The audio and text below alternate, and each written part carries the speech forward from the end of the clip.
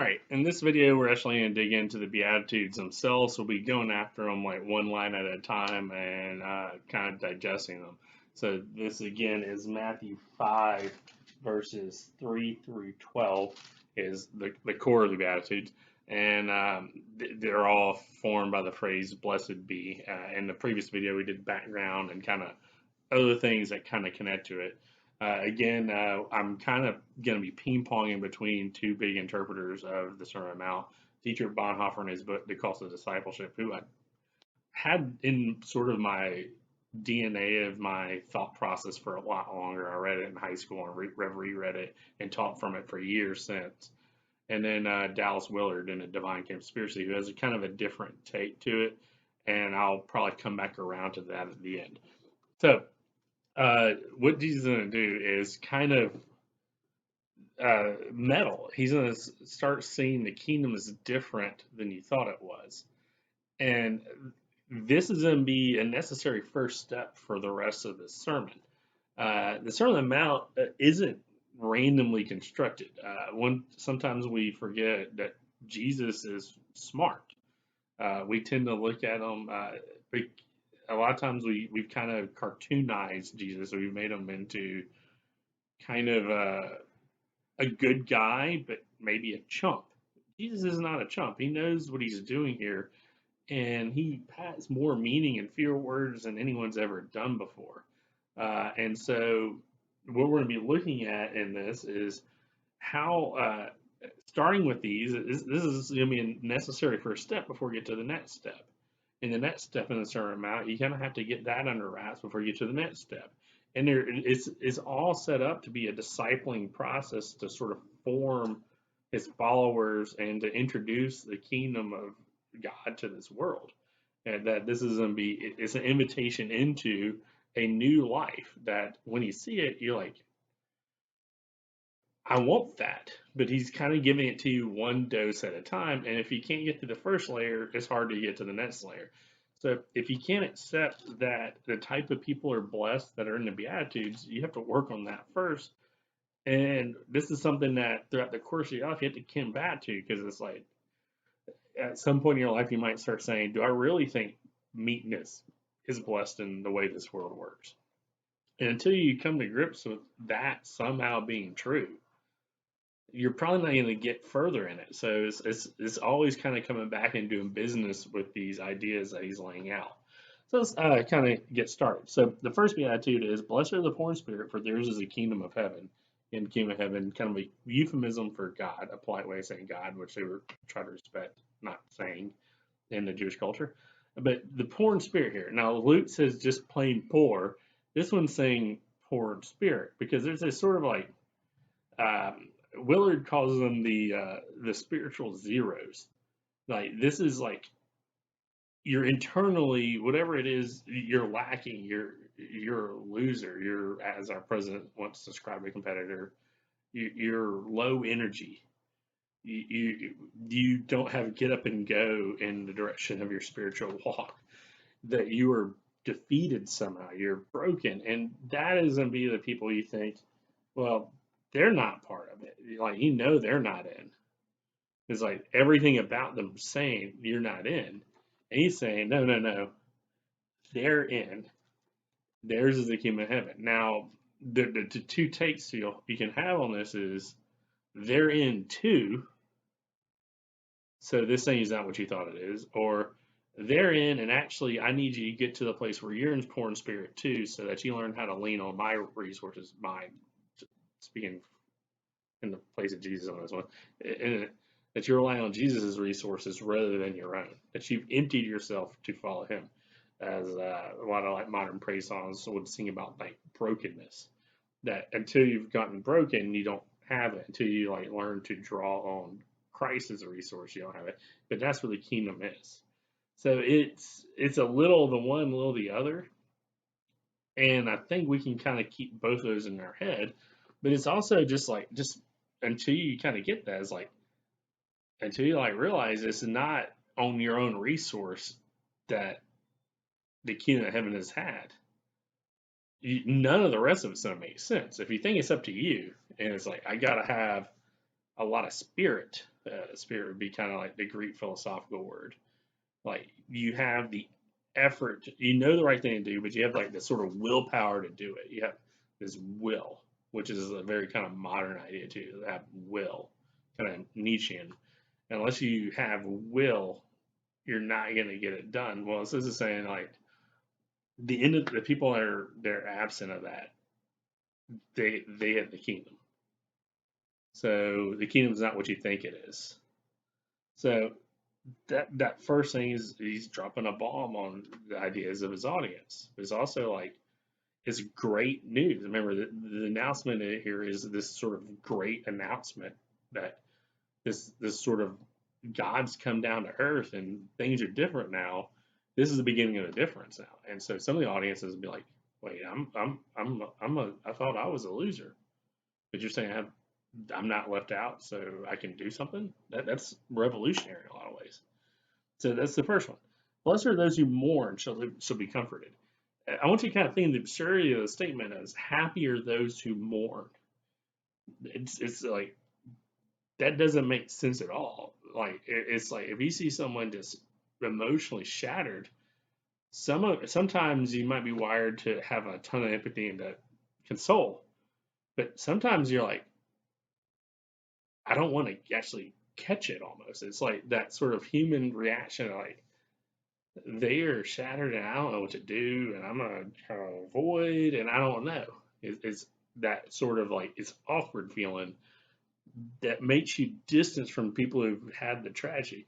But he says here, those people who seem to have lost everything, they shall be the ones that are comforted. So whatever it is that broke you, that you're not out. You may think you've lost everything, but you're not out.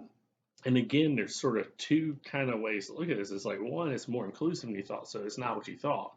The other thing is like to some degree, Christ's disciples forego a happiness in this world by being Christ's disciples.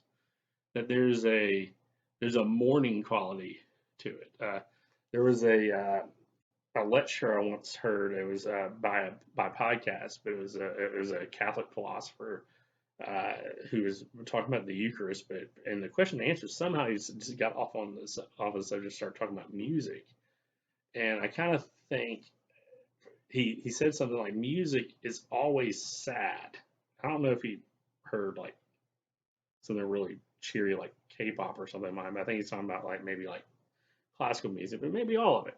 He's like music always has a touch of sadness. So on the one hand, sometimes it's always sad. This guy was Irish, and they got a lot of sad Irish songs. You know, people have lost everything and woe for lost loves and all that. But you also have like a happy songs, also like a little taste of heaven in advance. And you gotta remember, like I'm not there right now. There's a homesick feeling that comes in a happy song. I might attach that talk in the notes for this video. But that little touch of mourning that we have when we are happy, there's a little sadness. There's a longing for the world that we're not in yet. That we're citizens of a kingdom that isn't all the way in this world yet. And so we're still longing. There's like a homesick mourning always. And so that it may be that everybody has this, but that the Christian has to be a disciple of Christ has to be aware of it, that you know a little bit.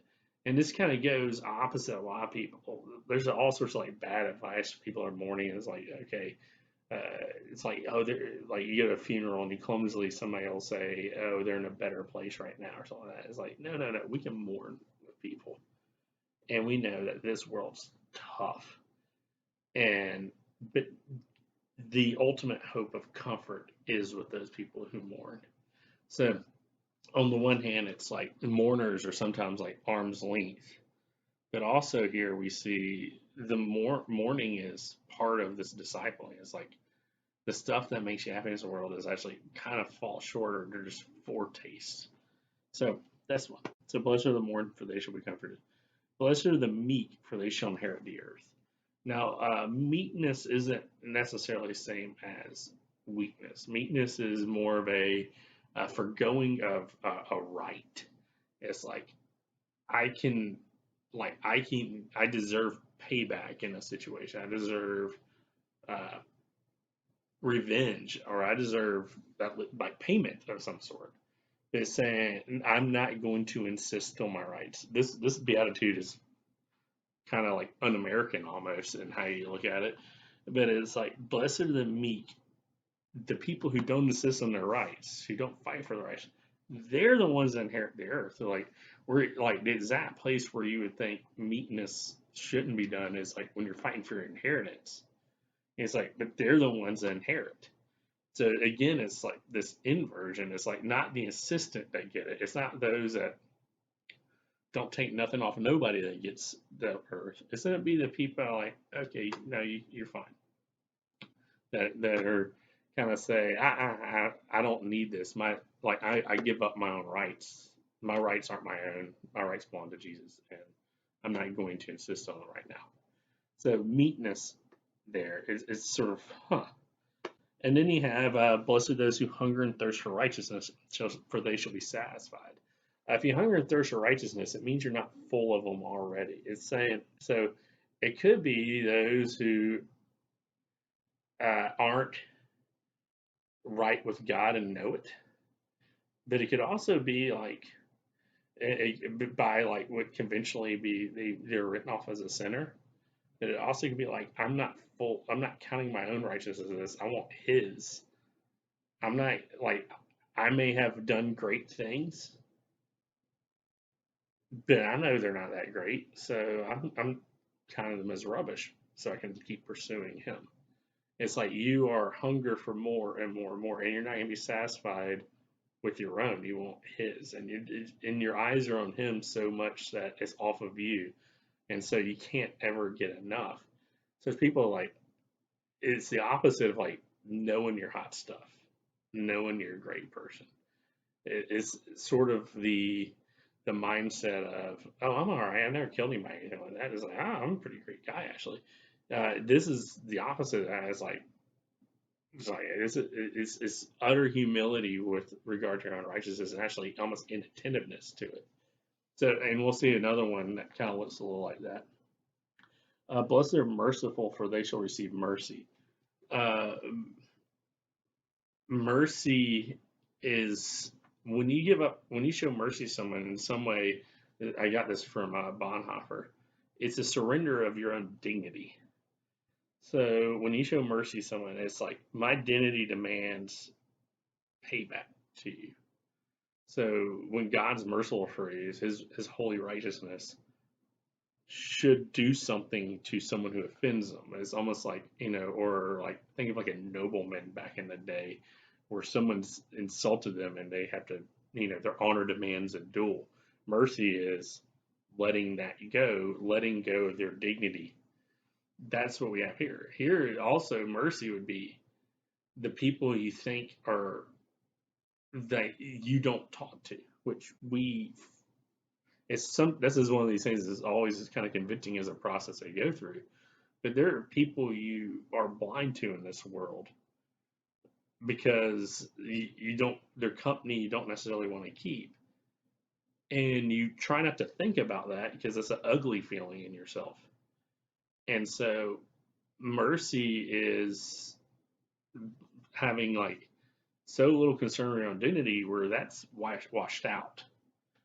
Like you're not conscious of that. So whether it is someone who has a bad reputation or is physically repulsive or smelly or whatever, your dignity doesn't care. You have mercy, you love. It empties out, and actually, the more you have it, the less you even know you're doing it. The people that that's the sort of thing. Is like and if you don't have the ambition to be that, this is almost like impossible to get further along the way. The blessed are merciful, for they shall receive mercy. And it's like the reason they're merciful is like because I need it, and that's sort of the emptying of it. Blessed are the pure in heart, for they shall see God. The pure in heart is almost like unconscious of your own self. It's like one, it's unconscious of your own evil. Not that maybe by not doing it, but also it's also being unconscious of your own good. It's like not being inward focused, it's being God focused. It's like those who keep their eyes on God are the ones that see God, which kind of makes a certain amount of sense. It's like the pure in heart is they don't know how good or evil you are. You kind of like, because it's not your business, that's his business. So you keep your eyes off of you. Bonhoeffer's Ethics, which is a longer, more complicated book than the Cost of Discipleship, and Cost of Discipleship is already pretty hard, is very much focused upon like one of the aspects of the fall is knowledge of good and evil getting into us is, and we're being conscious of that, where we look lateral instead of vertical. So if you think like the story from the Garden of Adam and Eve, it's like they took their eyes off of God and walking with God, and they hid from God, and they started cross comparing. It's like they had their own rules. It's like, oh, I'm naked. I'm concerned with this evil nakedness, so I'm going to cover myself up, even though it's like your husband and wife and God, and that's it in the world. And animals is like, if there's any place where it's okay to be nude, and be there, but no, they're ashamed, and so they cover their shame, and they're conscious of their own shame. Pure shame doesn't compute with pure in heart. It's like you're not conscious of that, but also you're not conscious on where you rank in the blame game. It's like they all start finger pointing down. It's like Adam's like the woman you gave me, blaming God. The woman's like the serpent, and it's sort of it goes down, and they're like looking at like somebody else is more at fault when really what you want to be doing is like always looking at God and not conscious of like where you rank. It's like it doesn't matter where I rank with regard to other people. That's the horizontal orientation. You always have to have the vertical. Pure in heart is like that vertical integration. Ripping that off heavily from having read Bonhoeffer years ago in the ethics. So the that they say they that's where you're at on that. So you may think that these people are come off as like gullible or nice, maybe nice in the insulting sense of the word. Is like, oh, they're nice. Like pure in heart might be naive, but it's like it's that's what sees God. Blessed are the peacemakers, for they shall become sons of God. Not just that have it, but make it. That they're out there in this, and this is where it gets. The ones like this one are a little harder to kind of keep in the flow of either direction. But I think, of course, we're called to be peacemakers. But it's also like you're not sitting already at peace. If you're making peace, you don't understand yourself to already be fine. It's like you're kind of like you're out there not as a busybody, but as like you're not just sat back on already having been blessed, and that's there. So blessed are those who are persecuted. Now this is a big flip one. For righteousness' sake, for theirs is the kingdom of heaven.